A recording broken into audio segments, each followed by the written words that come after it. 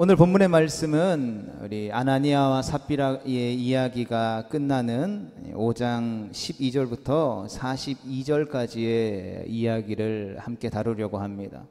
먼저 오늘 본문 말씀의 내용을 간단히 정리해 보면, 사도들이 하나님의 말씀을 전파하고 성도들은 말씀에 순종하여 살려고 노력할 때에 교회는 사랑의 공동체가 되었으며, 때로는 하나님께서 이들을 통해서 갖가지 기적을 베푸셨습니다. 하지만 하나님께서 교회를 통하여 영광 받으시는 것에 비례하여서 그리스도의 복음을 반대하는 사람들도 많아졌으며, 그들의 반대 역시 노골적이고 위협적으로 변해가게 되죠. 마침내 이들은 사도들 며칠 잡아다가 옥에 가두고 이들이 예수의 복음을 전하는 것을 못하도록 위협하게 되죠. 그러나 그들의 위협은 그야말로 위협에 그치게 되죠. 그들은 사도들과 성도들을 죽이고 싶었지만 그럴 수 없었습니다.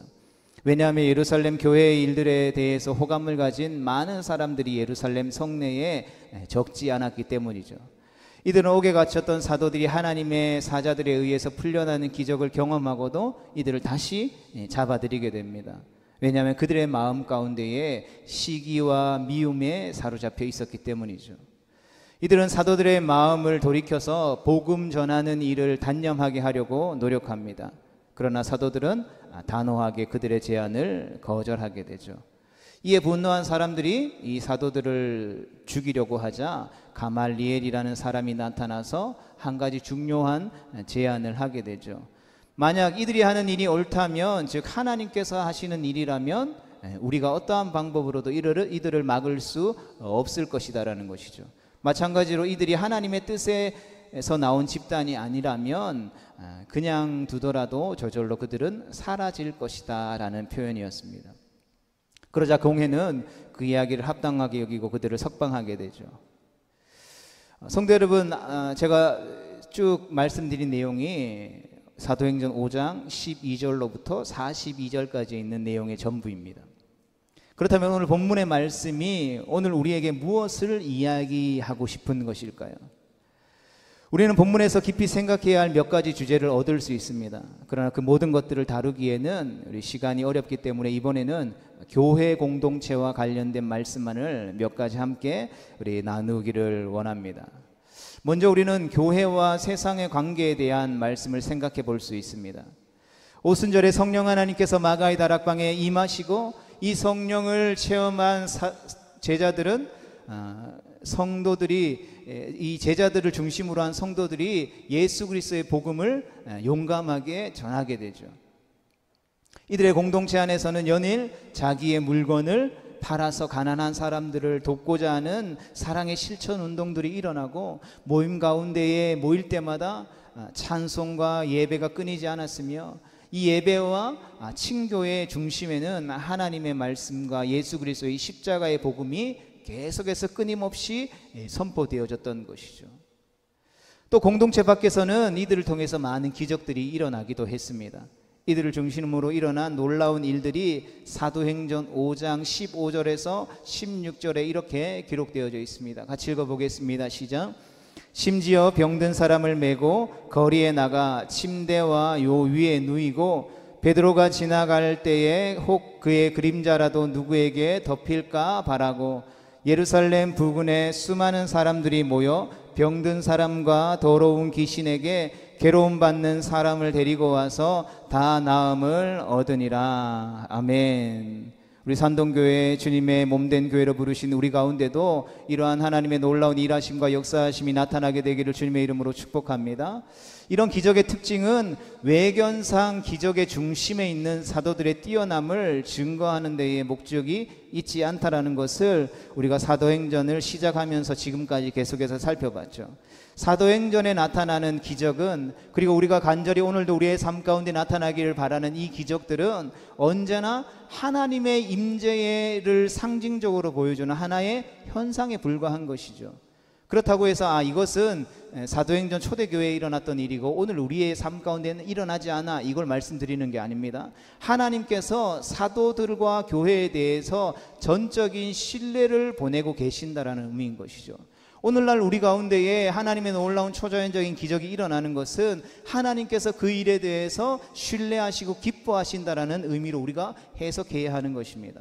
혹은 이들을 통해서 하나님의 뜻이 실현되고 있음을 인정하신다라는 의미를 우리가 기억해야 하는 것이죠. 그리고 이러한 말씀과 기적을 대하는 우리 역시 이 사실에 대해서 우리의 관심을 기울여야 하는 것이죠. 누군가 병든 이들을 위해서 기도하고 또 귀신 들린 자들을 위해서 우리가 기도하며 나아갈 때 이 기도를 통해서 내가 위대한 신앙인으로서 위대한 기적을 일으키는 그리스도인으로서 사람들에게 칭송받아야지, 이런 의미로 우리가 기도하고 어떤 귀신을 내쫓고 하나님의 말씀이 기록된 대로 우리가 살아가는 것이 아니라 이 일들을 통하여서 하나님의 뜻이 우리 가운데 실현되어질 수 있도록, 하나님, 우리가 기도할 때에 이것이 하나님의 뜻이라면 이 병자가 낫는 것이, 이 귀신 들린 사람이 귀신으로부터 자유함을 입는 것이, 어떠한 문제를 가지고 있는 사람의 문제가 우리의 기도를 통하여서 해결되어지는 것이 어떤 우리의 나타남을 위한 것이 아니라, 우리의 만족과 유익을 위한 것이 아니라 하나님의 뜻이라면 이것을 이루어 주시고, 이 이루어지는 일들을 통해서 하나님께서 이러한 일들을 교회가 하기를 기뻐하시는구나를 확신할 수 있는 계기로 우리는 삼아야 한다는 것이죠. 이 원리는 오늘날의 교회에도 반드시 적용되어야 한다는 것이죠. 그리고 그러한 하나님의 임재의 역사가 나타나는 현장을 통해서 우리는 그 역사하시는 하나님을 더욱더 주목하고 바라볼 수 있어야 하는 것이죠. 그런데 만약 이 일을 통해서 어떤 개인이나 공동체가 신성시되거나 정당화된다면 그것은 하나님 이외의 어떤 대상을 우상으로 떠받든 일이 될 뿐이라는 것이죠. 그래서 사도행전 14장에 보면 나면서부터 안진뱅이 된 사람이 걷게 되었을 때에 사람들이 바울과 바나바를 막 떠받들고 막 그들 앞에 막 재물을 바치고 신이다라고 높일 때에 그들이 황급히 그 자리에서 옷을 찢으면서 이들을 뜯어 말리게 되죠. 왜 그렇습니까? 그들은 사도 바울과 바나바는 이 기적을 행하신 분이 하나님이시다라는 걸 알았다라는 것이죠. 그리고 이 일이 자신이 관련이 있음에도 불구하고 인간으로부터 어떠한 영광의 조각이라도 받을 수 없다라는 사실들을 깨닫고 있었기 때문이라는 것이죠. 기적을 통해서 어떤 인간이 추앙받는 일, 어떤 공동체가 추앙받는 일이 곧 하나님의 영광을 가로채는 행위이며 하나님의 진노를 일으키기에 충분한 죄라는 사실을 알았다라는 것이죠. 그렇다면 우리가 병든 사람을 위해서 어떤 하나님의 초자연적인 기적을 위해서 기도하지 않아야 할까요? 그렇다라는 것을, 그렇게 하라고 말씀드리는 것이 아니다라는 것을 우리는 반드시 기억해야 한다라는 것이죠. 우리는 다만 우리가 해야 할 역할만 할 뿐이고 그 일들을 행하시고 그 일들을 이루시는 분은 하나님이시기 때문에 그 일이 나타나고 이루어졌다라면 하나님 앞에 영광 돌리는 것이 마땅한 교회의 역할이라는 것을 기억할 수 있어야 하는 것이죠. 어쨌든 우리가 이것보다 더 주목해야 할 일이 있습니다. 그것은 교회가 하나님의 임재하심을 이처럼 놀랍게 증거하고 있는데도 불구하고 세상은 교회를 긍정적으로 바라보지 않았다라는 사실이죠. 사도행전 5장 16절의 말씀을 보면 당시에 참으로 많은 병자가 예수 그리스도 그 이름의 능력을 받고 병고침을 받았죠. 그래서 지나가는 사람들의 그림자만 대여도, 손수건만 만져도 병들이 고침받고 병자들이 낫는 일들이 일어났다라는 것이죠. 또 우리가 살펴보았던 것처럼 예루살렘 교회는 이미 주변에 많은 사람들에게 자신이 가지고 있는 재산들을 팔아서 가난한 자들, 도움이 필요한 자들을 적잖이 구제하고 있었다라는 것이죠. 소위 말해서 그 예루살렘 성내 공동체 안에서 지역사회 가운데에 엄청난 영향력을 행사하고 있었다라는 말이죠. 그로 인해서 어떠한 일들이 일어났다고 성경이 기록하고 있습니까?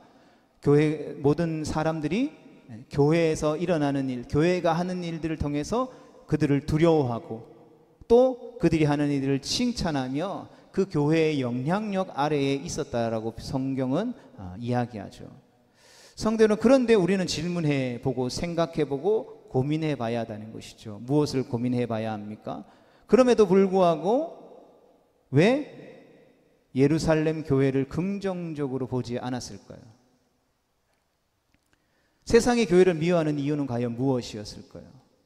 이들의 행위가 과연 죽음 당할 만큼 미운 짓을 했던 것일까요? 아니죠. 오히려 칭찬받을 일 아닐까요? 산동교회를 통해서 이 지역사회 가운데에 가난한 사람, 밥 못 먹는 사람, 어려운 환경에 처해 있는 사람들이 다 도움을 받고 삶의 기쁨과 알력을 넘치고 또 그 일들을 통하여서 사람들이 행복함을 누리게 되었다면 그 일로 인해서 교회가 죽임을 당하고 우리가 미움을 받아야 하는 일일까요? 그렇지 않다라는 거 우리가 잘 알고 있죠. 그럼에도 불구하고 예루살렘 교회를 바라보던 사람들은 이 예루살렘 교회의 사람들을 죽이고 싶을 만큼 미워했다라는 것이죠.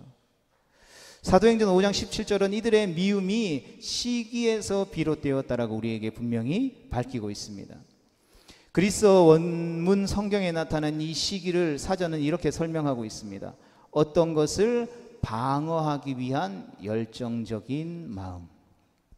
어떤 것을 방어하기 위한 열정적인 마음이 바로 시기라는 것이죠. 여기서 어떤 것이란 경쟁적인 위치에 있는 사람 혹은 그런 상태에 있는 일들을 가리키고 있는 것이죠. 쉽게 풀면 시기라고 하는 것은 내가 받아야 될 영광이 내가 아닌 다른 사람에게 옮겨가는 것을 아주 싫어하는 마음을 가리킨다라는 것이죠. 여러분, 이 시기하는 마음이 누구에게 주어졌습니까? 바로 대제사장들과 사두개인들에게 주어졌다라는 것이죠. 이들은 당시 유대인 사회를 이끌고 있었던 지도층이었습니다. 그렇다면 이 시기의 정체를 이렇게 정리할 수 있겠죠. 예수님이 오시기 전까지, 예수님이 십자가에 못 박혀 죽으시고 장사된 지 만에 3일 만에 부활하시고 제자들과 함께 40일을 거하시며 하나님의 일들을 가르치시고 승천하신 후에 제자들이 약속한 것을 기다리고 그 성령 받아서 예수 그리스도의 십자가의 복음을 담대히 증거하며 나아갈 때에 초자연적인 하나님의 일하심과 역사하심들이 일어나고 사람들이 회개하고 사람들이 이전에 볼 수 없었던 하나님 나라의 일들을 계속해서 행하기를 시작하니까 이전에 종교와 사회, 정치 권력을 가지고 있었던 사람들이 우리만을 쳐다봤었는데 이제는 사람들이 누구를 쳐다보게 되는 것입니까? 예수 그리스도를 쳐다보게 되는 것이죠. 그 예수 그리스도로부터 세워진 새로운 공동체를 보고 그들에게 영향을 받기 시작하는 것이죠.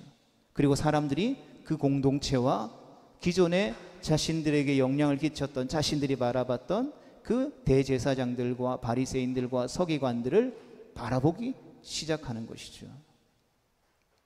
그러면서 그 두 가지가 비교되어지고 사람들이 기존에 있던 사람들에게 돌리던 영광을 예수님 앞에 돌리는 일들이 일어나게 된 것이죠. 다루어야 할 주제가 조금 더 있기 때문에 약간 건너뛰어서 말씀드립니다만, 세상이 교회를 미워하는 이유는 다른 데 있지 않죠. 예수 믿는 사람이 미워서도 아니고 교회가 하는 일이 잘못되어서 그런 것도 아니라는 것이죠. 그리스도를 제대로 믿는 사람이 자기 마음의 중심을 그리스도에게 돌리는 것이 밉기 때문이라는 것이죠. 여러분, 이 말뜻을 우리가 잘 이해해야 합니다. 예수님을 모르던 사람이 있습니다. 그 사람이 예수님을 믿고 진심으로 자기의 생활과 자기의 마음의 주도권을 예수님께로 돌려드렸습니다. 이 사람이 예수님을 믿은 후에 세상 사람들로부터 미움을 받게 된다면, 그런데 이 사람이 어떤 미움을 받거나 비난을 받을 만한 행동을 한 적이 없다면 그것은 분명 이 사람의 옛 주인이었던, 이 사람이 이전에 섬기고 있었던 사탄 마귀가 자신의 영향력을 잃은 것을 시기하여 버리는 일이라는 것입니다. 여러분, 이 말뜻을 이해하시겠습니까? 성도들, 우리가 예수님을 믿는다라는 것은 영적인 차원에서 볼 때에 나의 삶의 주인을 사탄 마귀에게서 하나님께로 옮기는 것입니다. 예수 그리스도를 우리가 따른다라는 것은 내 생각의 중심이 나에게서 벗어나서 그리스도로 이동하는 행위를 의미한다라는 것이죠. 그리고 성경은 이것을 향하여서 영적인 전쟁이라고 말해주는 것이죠. 예전에 우리가 하나님을 몰랐을 때는, 예수님을 섬기지 않았을 때는 나의 욕심과 나의 생각과 나의 경험으로부터 배웠던 지식으로부터 오는 가치관에 따라서 행동하면서 이로써 하나님의 마음을 슬프게 했던 그 모든 습관들을 예수님을 믿음으로 말미암아 깨끗이 씻게 되어지는 행위를 말하는 것이죠. 이 일이 하나님께 기쁨을 드리는 행위라면 동시에 이 일은 사탄 마귀에게는 그를 화나게 하는, 시기하게 하는 일이라는 것입니다. 우리가 기도해야 한다라고 말하는 것은 이처럼 예수님을 믿는다라는 일이 영적으로 심각한 전쟁을 불러일으키기 때문에 우리의 힘으로는 이것을 감당할 수 없는 전쟁이기 때문이라는 의미인 것입니다. 우리가 성령 하나님의 도우심을 간구해야 하는 것도, 날마다 성령 충만을 위해서 기도해야 하는 것도, 기도를 통해서 내 안에 있는 죄악된 습성과 생각들을 쫓아내며 성령의 도우심을 받아서 나를 여전히 유혹하고 나의 권리를 주장하려고 하는 사탄 마귀를 이기기 위한 전쟁인 것이죠. 그러하게 성도 여러분, 우리가 지금 예수님을 믿는다라는 것, 우리가 예수 그리스도의 몸된 공동체인 교회를 하나님의 말씀 위에 세운다라는 것은 필연적으로 세상과 갈등을 불러온다라는 사실들을 반드시 기억할 수 있어야 하는 것이죠. 여러분, 교회가 건강하게, 교회가 바르게 제대로 되어가는 것에 사탄 마귀가 칭찬할 리가 없죠. 그리고 교회가 하는 일이 사탄 마귀와 관련 없다라는, 영적인 것과 전혀 관련이 없다라고 생각한다면 우리가 이 자리에 나와서 예배할 이유도 없는 것이죠. 성경은 분명히 우리에게 주어진 싸움이 우리의 혈과 육에 있는 것이 아니라 사탄 마귀와의 영적인 전쟁이라는 것을 분명하게 증거하고 있기 때문인 것입니다. 삶의 기도의 제목이 있으십니까? 여러분, 삶의 기도를 요청할 일이 혹시 없다고 생각하지는 않으십니까? 아니면 누군가 성도 여러분, 당신의 기도 제목은 무엇입니까? 할 때 글쎄요, 저는 뭐 요즘 특별하게 어려운 일이 없어서 기도 제목이 없는데요 라고 말한다면, 냉정하게 엄밀히 말해서 우리의 삶에서 이 전쟁이 치열하게 일어나고 있지 않다라는 것을 반증하는 것이죠. 필연적으로 우리는 마귀의 노예로부터 하나님의 자유로운 백성으로, 구원받은 하나님의 백성을 주님의 몸으로 부름받았기 때문에 사단이 우리를 어떻게 한다고요? 우는 사자처럼 끊임없이 다시금 자신의 노예로 빼앗아오기 위해서 몸부림치고 있다는 것이죠.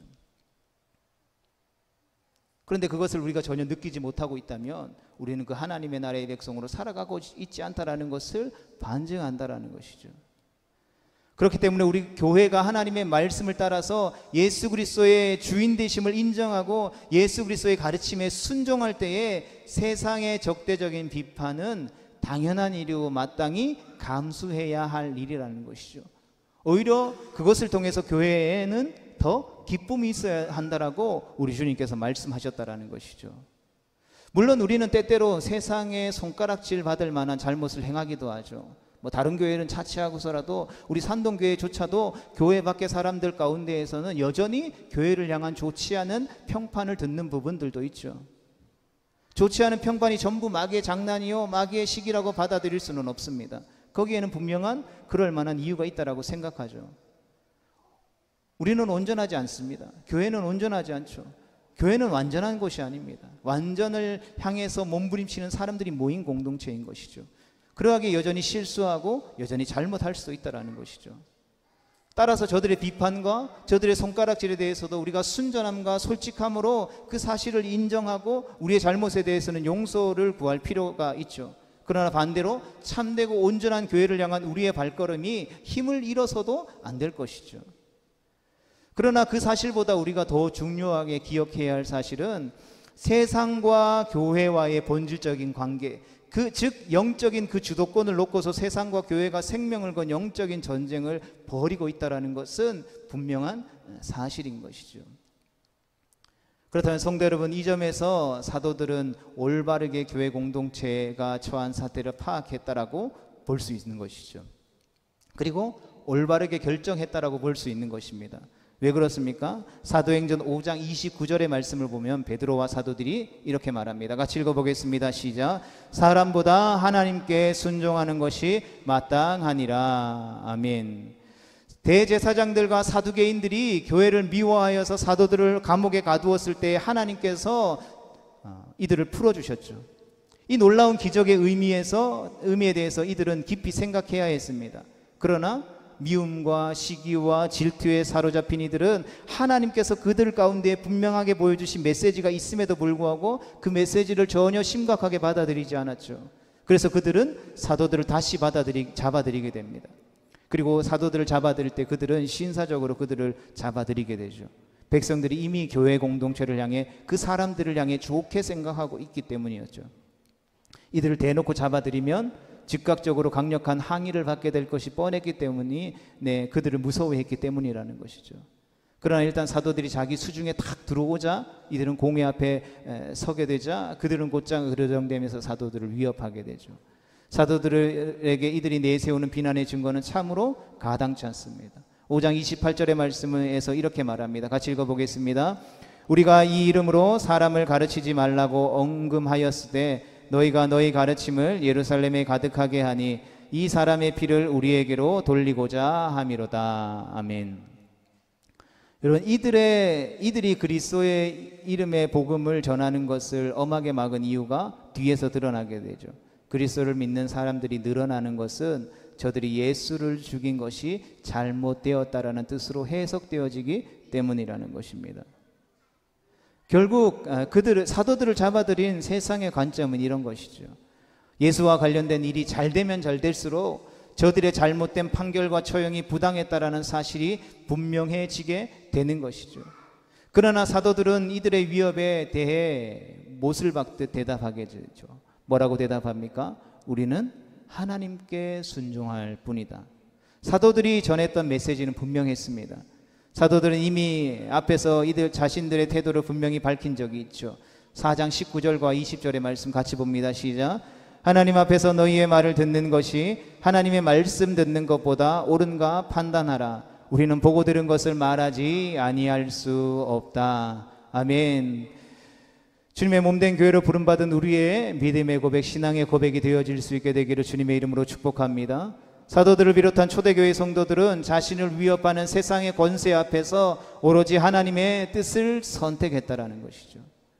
자신의 선택으로 인해서 세상이 어떻게 될지, 심지어 자기 생명이 어떻게 위협을 받게 될지에 관해서도 고려하지 않았다라는 것입니다. 그들의 마음의 중심에는 오직 하나, 나는 하나님의 것이며 그분의 명령하신 바를 따르는 것뿐이라는 것에 그들의 생각과 그들의 삶과 그들의 가치관이 지배되어 있었다라는 것이죠.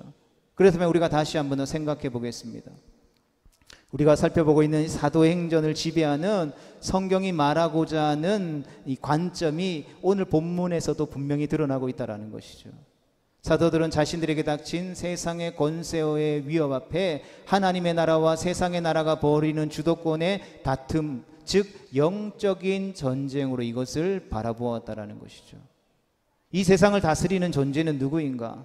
하나님이냐 세상의 권력이냐? 여러분, 이 관점은 자신들의 입장과 행동을 결정하는 절대적인 기준이 되었다라는 것이죠. 나아가 세상을 향해서 복음을 전하는 일에 대해서도 이 관점에서 해석되어졌던 것이죠. 일찍이 예수님께서는 제자들이 복음을 전하고 돌아왔을 때 이렇게 말씀하신 적이 있습니다. 누가복음 10장 18절의 말씀입니다. 사탄이 하늘로부터 번개같이 떨어지는 것을 내가 보았노라. 아멘. 이런 제자들이 복음을 전할 때에 사람들이 복음을 받고 회개하는 모습이나 병자가 낫는 현상들을 보면서, 귀신이 쫓겨나는 것을 보면서 주님께서는 이것이 사탄이 하나님의 나라와 권세에 대해서 항복하는 것으로, 그 권세와 권력 앞에 쫓겨나는 것으로 해석하셨다라는 것이죠. 그러하기에 이 성경의 관점은, 이 예수님의 말씀이 가지고 있는, 우리에게 말씀하고 있는 관점은 오늘날에도 우리에게 동일하게 적용되어져야 한다라는 것이죠. 성경은 2000년 전에 3000년 전에 기록되어진 역사책이 아니기 때문이죠. 우리는 이 성경을 살아계신 하나님의 말씀으로 믿고 있기 때문인 것이죠. 그 하나님이 오늘도 변함없이 우리의 삶 가운데 역사하고 계심을 믿기 때문이죠. 그러하기에 앞에서도 이미 말씀드린 바와 같이 교회는 그 존재로서 이미 하나님의 나라와 세상 나라의 영적 싸움의 중심에서 있게 되어지는 것입니다. 예를 들어서 구미시 산동읍에 우리 산동교회가 서 있습니다. 이는 산동이라는 지역을 놓고 이 지역의 주도권이 누구에게 있느냐를 두고 하나님과 세상이 다투는 폭풍의 소용돌이가 존재한다라는 뜻이죠. 우리는 이 소용돌이 속에서 하나님께 이 지역의 주도권을 돌리는 일을 위해 존재하는 것이죠. 우리가 이 공간 가운데서 예배하는 것, 우리를 부르신 삶의 자리 가운데 하나님 앞에 예배한다라는 것은 이 지역의 주도권이, 이 가정의 주인이, 이 교회의 주인이, 이 지역의 주인이 하나님 되신다라는 것을 선포하는 행위라는 것이죠. 이것이 교회의 실상이라는 것입니다. 이런 교회 안에서 우리는 각자에게 주신 부르심의 소명을 따라서 믿음의 꿈을 꾸고, 하나님께서는 우리에게 그 소명을 이룰 수 있도록 그릇을 준비할 수 있도록 도와주십니다. 또 형제 자매들을 향한 그리스도의 사랑을 배우고 실천하기도 하죠. 여전히 부족하고 여전히 부족한 투성이지만 그럼에도 불구하고 주님이 가르쳐 주신, 주님이 우리 가운데 부어주신 그 사랑으로 인하여서 주님의 몸된 형제 자매 가족이 되어가고자 하는 깊은 교제가 우리 안에 계속해서 꿈틀꿈틀거리고 일어나고 있다는 것이죠. 그러나 이것만이 교회가 존재하는 이유의 전부는 아니라는 것입니다. 이것이 교회가 존재하는 전부라면 우리는 세상에 어떤 이익을 위해서, 어떠한 목적을 위해서 모인 동호회나 공동체와 별반 다를 것이 없죠. 그러한 공동체와 동호회와 교회 공동체가 가지는 본질적인 차이는 무엇입니까? 초대교회 공동체 안에 사도들과 성도들이 벌였던 영적인 전쟁에 있다라는 것이죠. 그것이 오늘 주님의 몸된 교회로 부름받은 우리에게도 계속 되어져야 하고, 주님이 다시 오시는 그날까지 이 전쟁은 결코 멈추지 않을 것이다라는 진리라는 것입니다.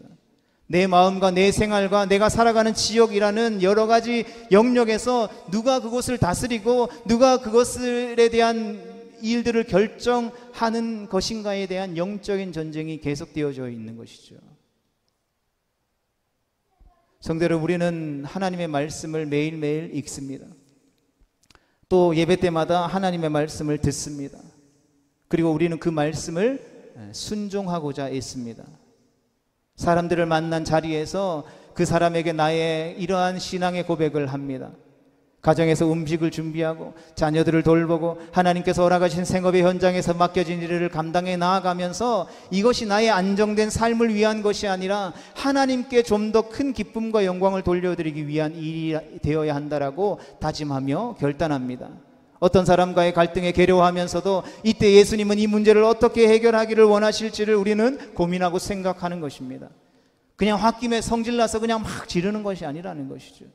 친구들과 수다를 떨면서도 왁자지껄한 가운데 내가 예수님을 믿는 그리스도인이라면 이곳에서, 이 모임 가운데에서, 이 대화하는 상황 속에서 내가 어떠한 단어를 사용하는 것이 하나님께 영광이 되고 하나님이 기쁨이 되고 이 사람을 예수님께로 인도할 수 있는 귀한 축복의 통로가 될 수 있을까, 복음의 통로가 될 수 있을까 생각하게 된다라는 것이죠. 여러분, 이런 사소한 것에서까지 내 삶의 주인이 누구인가를 놓고서 전투가 계속해서 우리의 삶 가운데 일어나고 있는 것입니다. 나는 누구인가? 나는 누구를 따라야 하는가? 나는 누구를 기쁘게 하기 위해서 살고 있는가? 이런 생각을 갖고 사는 것이야말로 하나님을 믿는 그리스도인들이 가져야 할 가장 기초적인, 가장 기본적인 태도라는 것이죠. 매일매일 아침마다 일어나서 하나님의 말씀을 보고 그 말씀을 붙들고 기도하는 것, 기도하면서 하나님께서 나에게 허락하신 하루의 삶 가운데에 함께하여 주시기를 의탁하면서 고백하는 것, 이런 일들은 결코 작은 일이 아닙니다. 작은 일이니까 그냥 뭐 대충 하고 넘어가도 되겠지라고 생각해서는 안 된다라는 것이죠. 때때로 하나님께서는 우리의 인생 가운데 엄청나게 큰 영적인 전투를 통해서 그 전쟁 가운데에서 화려하고 용감한 한약을 하기를 우리에게 요구하실 때가 있다는 것이죠. 그러나 인생에 여러분, 그러한 엄청나게 큰 영적인 전투를 맞이하는 것이 우리의 인생에 몇 번이나 되겠습니까? 그 외에 우리의 삶은 어떠한 것이냐라는 것이죠. 그 화려한 영적인 전쟁만이 우리가 마주하는 전투가 아니라는 것이죠. 그것이 전부가 아니라는 것이죠. 매일매일 반복되어지고 무의미해 보이는 일상이라 할지라도, 아무도 나를 돌아보지 않고 아무도 나를 주목하지 않는다 할지라도 아주 작고 사소한 것에서도 하나님을 잊지 않고 살아가는 것을 우리는 훈련해야 하는 것이죠. 왜 성경에서 하나님께서 이 다윗을 내 마음에 합한 자라고 위대한 하나님의 사람이다라고 우리가 인정하고 있습니까? 그것은 그가 이새의 막둥이로서 정말 보잘것없는, 가족들도 가까이 하지 않는 그 광야에서 양치기로 있는 그 상황 때나 그가 이스라엘의 왕이 되어서 왕궁에서 있을 때나 그는 어디에 있든지 간에 이 영적인 전쟁과 이 전투를 하고 있었다라는 것이죠. 누가 보든 누가 주목하든 그것이 화려하든 화려하지 않든 그는 여전히 변함없이 이 영적인 전투를 기억하고 훈련했다라는 것이죠. 여러분, 그러하기에 다윗이 완벽했다라고 성경이 증언하지 않죠. 성경은 다윗이 잘못한 부분에서도 명확하게 이야기하죠. 그럼에도 불구하고 그 이야기가 거기서 끝나는 것이 아니라 너 다윗 잘못했으니까 너 왕 안 시킬 거야, 이제 왕에서 내려오게 할 거야. 하나님이 그렇게 하지 않으셨다라는 것이죠. 왜 그렇습니까? 그 매일매일의 보잘것없는 훈련들을 하나님 앞에 훈련해 나갔던 다윗이었기 때문에 실수하는 상황이 주어졌을 때 그가 어떻게 했습니까? 하나님, 내게 구원의 기쁨을 빼앗아가지 말아 주십시오. 즉각적으로 회개하며 내 마음 가운데 하나님 다시 한번 더 정직한 영을 새롭게 하여 주시옵소서라고 하는 하나님을 향한, 하나님을 간절히 사모하는 그 마음으로 하나님 앞에 돌이키는 몸부림이 있었다라는 것이죠. 내가 이 싸움을 해야 하는데 이 싸움을 하지 못했다라는 것을 깨닫고 그 즉시로 돌이켜 회개하는, 하나님을 간절히 찾고자 하는 마음이 있었기 때문이라는 것이죠. 사도 바울은 이런 일을 가르쳐서 고린도전서 9장 20절에 내가 내 몸을 쳐서 복종케 한다라고 고백했죠. 그리고 예수님께서는 누가복음에서 이렇게 말씀하십니다. 같이 읽겠습니다. 시작. 아무든지 나를 따라오거든 자기를 부인하고 날마다 제 십자가를 지고 나를 쫓을 것이니라. 아멘. 여러분, 내가 누구이며 내가 누구의 명령을 따라가야 한가를 잘 아는 것은 훌륭한 군인이 되기 위한 기초라는 것이죠. 나는 누구의 것이며 주님의 명령에 순종해야 할 사람이라는 사실을 잃지 않고 살아가려 노력하는 것은 보다 큰 전투를 준비해야 하는 하나님의 사람의 일이라는 것을 우리는 꼭 기억할 수 있어야 하는 것이죠. 그러하게 보잘것없는 작은 예배를 드릴 수 있는 사람이 큰 예배를 드릴 수 있는 것이고, 작은 것을 하나님 앞에 헌신할 수 있는 사람이 큰 것을 헌신할 수 있는 것이죠. 세상의 불의와 옳지 않은 일들을 향하여서 작은 것에서부터 이것은 하나님이 기뻐하시지 않는 일이라는 것을 교회가 이야기할 수 있어야만 정말 큰 일이 왔을 때에 이것은 하나님이 기뻐하시지 않는 일이라는 것을 생명받쳐 외칠 수 있는 것이지, 지금 이건 보잘것없는 일이니까 외치지 않아도 돼, 외면해도 돼, 그냥 교회가 진짜 필요한 큰 일이 되었을 때 교회가 외치면 돼, 그때 가서 교회가 영향력을 발휘하면 돼. 여러분, 이것은 사단이 교회로 하여금 입맞게 하려는 계계라는 것이죠. 여러분, 거기에 우리의 마음을 빼앗기지 않기를 축복합니다.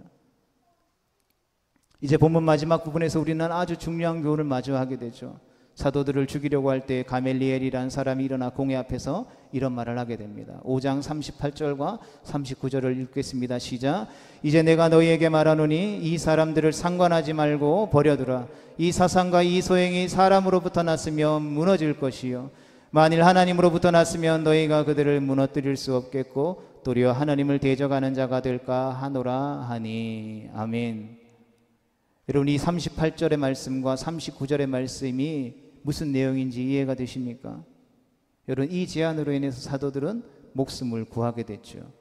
그러나 가말리엘이라고 하는 사람의 말은 그때 당시나 오늘 이 말씀을 대하는 우리에게나 매우 무거운 영적인 도전을 전하고 있다는 것을 우리는 기억해야 합니다. 사랑하는 성도 여러분, 우리의 결말은 어디입니까? 내가 가진 열정, 나의 가진 꿈, 나의 가진 계획, 교회의 존재의 이유, 교회의 목표, 교회가 하는 사역 등등, 이 모든 것들이 가말리엘의 논리에 따라 정말 그 목적들이 하나님께로부터 나온 것인지를 우리는 입증하게 될 것이다라는 것이죠. 아니, 입증해내야만 한다라는 것입니다. 여러분, 내가 가진 삶의 꿈은 어디에서 왔습니까?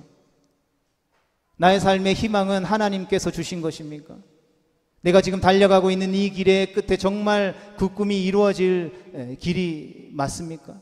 우리가 열망하는 주님의 몸된 교회, 우리가 함께 세워가기를 원하는 주님의 몸된 교회는 과연 이루어질 수 있는 것입니까? 그럼 내가 바라고 소망하는 것, 우리가 지금 생명 걸고 달려가는 이 길, 혹은 우리가 옳다라고 주장하고 살아가는 삶에 마주하고 있는 모든 원칙과 주장들, 이 모든 것들이 정말 정당한지는 그 열매를 보면, 그 결과로서 그 열매로서 입증되어질 것이다라는 것이죠. 그러하게 우리가 내세우고 있는 삶의 모든 정당성들은 내가 이렇게 예배하고 내가 이렇게 돈을 벌고 내가 이렇게 사람들을 만나고 내가 이렇게 살아가는 그 삶의 모든 것들이 내 정당성은 오직 하나님께서 판단하시며 그것들이 과연 실현될 수 있는지는 하나님만이 결정하시는 것이라는 것이죠. 여러분, 우리는 통로로서 증명해낼 뿐인 것이죠. 사랑하는 성도들, 우리는 여전히 동일한 도전을 받고 있습니다. 사도들은 세상의 권위에 의해서 위협을 받을 때에 이 문제를 하나님 나라와 세상과의 영적인 전쟁이라는 관점에서 해석했죠. 그들은 하나님만이 나를 주장하실 수 있다라는 믿음을 가지고서 하나님을 기쁘시게 하는 일들을 위해서 살아가겠다라고 결심을 했습니다.